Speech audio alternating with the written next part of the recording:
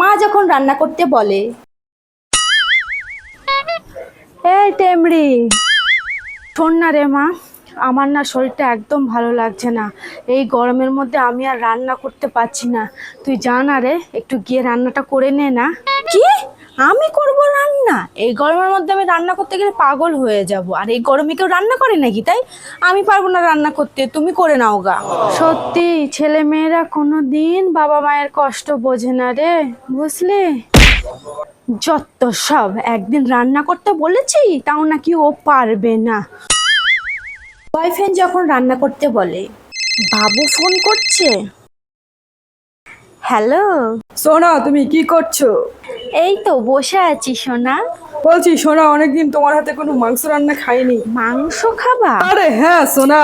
আচ্ছা ঠিক আছে, তুমি যখন বলেছো আমি তখন তোমাকে মাংস রান্না করে খাওয়াবো। সোনা আমার। মাংস রান্না কমপ্লিট হয়ে গেছে, টিফিন বাটির ভেতরেও মাংস ভরে নিয়েছি। যতই গরম পড়ুক, আমার সোনা আমার হাতের মাংস রান্না খেতে চেয়েছে, আর আমি রান্না করে খাওয়াবো না? তাই কখনো হতে পারে? যাই, অনেকক্ষণ ধরে অপেক্ষা করছে কখন নিয়ে আসবো। মাংসটা খাবেও। যাই, আমি নিয়ে যাই, আমার সোনাইকে গিয়ে মাংসটা খাইয়ে আসি। কি রে টেমরে,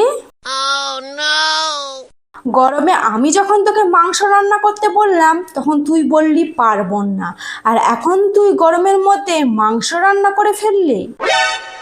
তোর সব চালাকি আমি বুঝি। ফোনে কার সঙ্গে গুজুর গুজুর করলি, আর তারপরে তার জন্য মাংস রান্না করে নিয়ে যাচ্ছিস। তুই কি ভেবেছিস আমি কিছু বুঝি না? মা তো আমাকে ধরে ফেলেছে, আজকে তোর হচ্ছে, দাঁড়া। ওরে বাবা রে।